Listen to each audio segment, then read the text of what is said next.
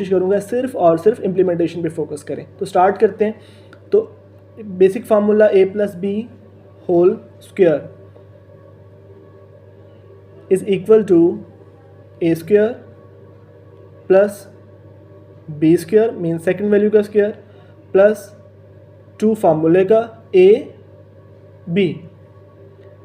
किताबों में हमारे पास ये ऐसा भी लिखा होता है a square plus 2ab plus B square. तो इस ऑर्डर से फ़र्क नहीं पड़ता, 2ab सेंटर में आ जाए 2ab बाद में आ जाए। जैसे 3 + 4 is equal to 7, 4 + 3 is equal to 7। तो देखो दोनों चीज़ों में आंसर हमारा क्या आता है, सेम। तो पता चला कि प्लस में हमें ऑर्डर से कोई फ़र्क नहीं पड़ता।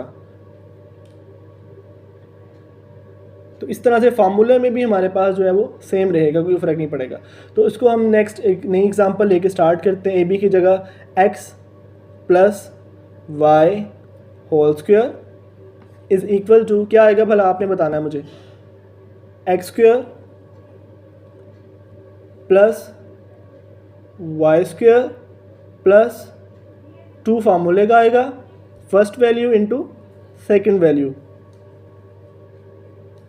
तो एक और एग्जांपल लेते हैं इसमें, 3 + z होल का स्क्वायर।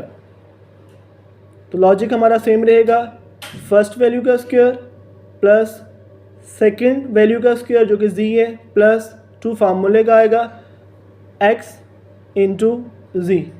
तो यहाँ पे एक छोटी सी चीज़ अगर आपने नोट की हो तो एग्जैक्टली जो हमारा जो x था वो उसकी जगह क्या हमने कर दिया था, 3 कर दिया था।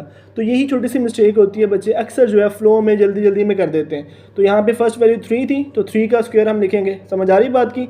तो इसलिए फर्स्ट वैल्यू की जगह हमने क्या पुट किया, 3। अब इसको सॉल्व करने की कोशिश करते हैं। 3 का स्क्वायर कितना होता है, स्क्वायर है, इट मीन्स 3 मल्टीप्लाई बाय 3 कितना होगा, 3 3 9 plus z square plus 2 3 multiply होगा ना, ब्रैकेट हो या डॉट हो उसका मतलब होता है मल्टीप्लिकेशन। तो 2 3 6 और साथ सेकंड वैल्यू जो z है वो आ गई। तो ये फार्मूला हमारा कंप्लीट हो गया। तो होपफुली यहाँ तक समझ आ रही होगी। तो नेक्स्ट एक और एग्जांपल देखते हैं।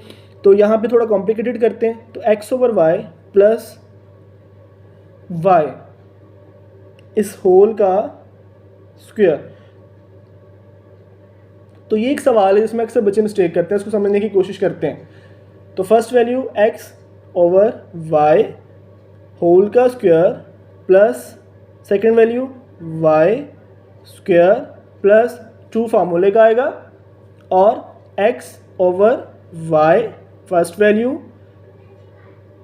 y second value. तो यहाँ पे देखो कि हमारे पास इसको आगे नेक्स्ट क्या इसका आंसर आएगा, x square plus y square plus Y square plus, अब ये फ्रैक्शन है तो फ्रैक्शन में जब सेम वैल्यू ऊपर भी हो और नीचे भी हो तो आपस में कट जाती हैं। तो y से y कट गया, क्या बच गया 2x। तो ये एक पॉइंट है जहाँ पे बच्चे मिस्टेक करते हैं, अक्सर भूल जाते हैं फ्लो में या कुछ इस तरह की चीज़ होती है। तो इसको अगर आप बेहतर करते हो तो वो ठीक रहता है। तो इसके रिलेटेड एक और एग्जांपल जो कि किताबों में लिखी होती है, x + 1/x, आपने अक्सर देखा होगा। तो इसको सॉल्व करने की कोशिश करते हैं।